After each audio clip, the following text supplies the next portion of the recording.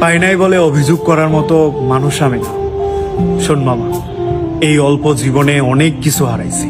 পরিচিত বন্ধু, প্রিয় মানুষ, কাঙ্ক্ষিত ভালোবাসা অনাকাঙ্ক্ষিত মানুষের মতো স্বার্থপর হয়ে ছেড়ে চলে গেছে।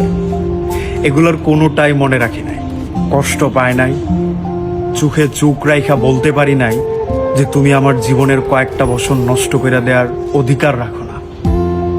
এই মানুষগুলা থর থর করে জীবন থেকে চলে গেছে স্বার্থপরের মতো।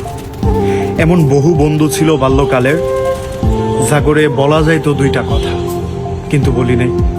ওই যে সম্পর্ক খারাপ হইবার পারে সেজন্য। এমন কিছু মানুষ ছিল যাদেরকে আবদার কইরা রাইখা দেওয়া যায়, কিন্তু রাখি নাই। ওই যে তাগো কষ্ট হয়ে যায়।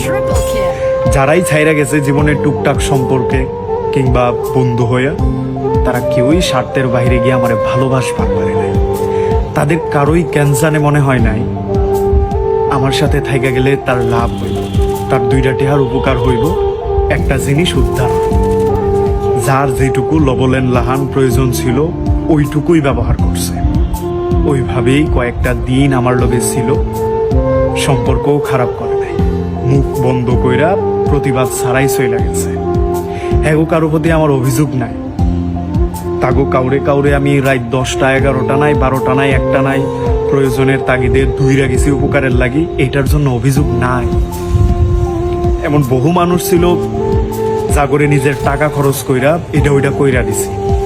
হেগোর প্রতিও আমার কোনো আক্ষেপ কিংবা আফসোস নাই, বরং এইটাই বলার চেষ্টা করি মালিক যা দিছে কপালে তা ভালোর জন্য গেছে।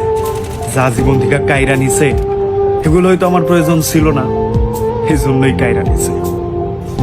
মধ্যবিত্ত হইলে জীবনে আফসোসও থাকে না।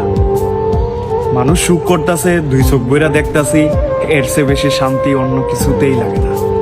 যারা চাইরা গেছে তারা ভালো থাকুক। যারা অভিযোগ করে তাদের অভিযোগ মিটাইবার ক্ষমতা আমার নাই। কিন্তু একটা কথা, তাদের কারোর প্রতি আমার আফসোস কিংবা আক্ষেপ কখনো নাই।